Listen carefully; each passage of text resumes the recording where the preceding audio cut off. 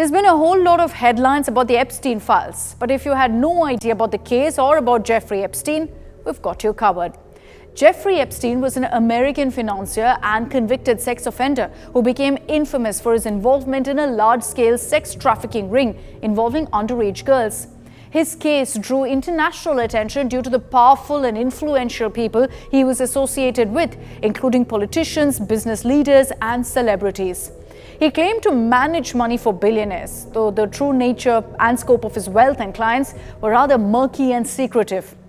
It was in 2008 that Epstein first pleaded guilty in Florida to soliciting a minor for prostitution. He had then served 13 months in a controversial plea deal that allowed him even work release and shielded many of his associates from prosecution.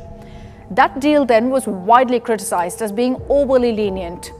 But then in 2019, over 10 years later, Epstein was arrested again by federal prosecutors in New York on charges of sex trafficking of minors. He was held in jail awaiting trial when he was found dead in his cell in August 2019. Now, this was officially ruled as suicide, though his death sparked widespread speculation and, of course, a whole lot of conspiracy theories. Epstein had connections to numerous high-profile individuals, including, of course, British Royal Prince Andrew, former US President Bill Clinton, and several others. But the reason it's making headlines today is because of allegations of his association with US President Donald Trump. They were known to be good friends. Enter the Epstein files.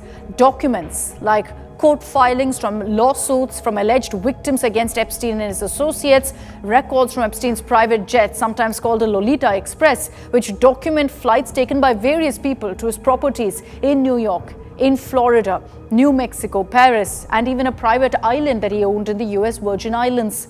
The FBI has collected substantial evidence from Epstein's properties, computers, photos, documents. A lot of this remains sealed or classified. So there's been a demand across America to release all the Epstein files so that his accomplices or aides can also be named publicly. A first tranche of documents were released in February 2025, but it was heavily criticized because these documents were either redacted or already public documents. Thousands more pages remain unreleased, some requested but not yet disclosed. But let's focus here on Donald Trump. What's the allegation against him? The reason Trump is under fire is because during his 2024 MAGA campaign, Make America Great Again campaign, he had promised that all Epstein files will be released. And now that he hasn't done it, his own vote bank is targeting him for failing to fulfill that promise. Secondly, was a damning Wall Street Journal report that published details of a leaked typewritten birthday message allegedly from Trump to Epstein, referencing shared secrets with a rather suggestive nude silhouette sketch.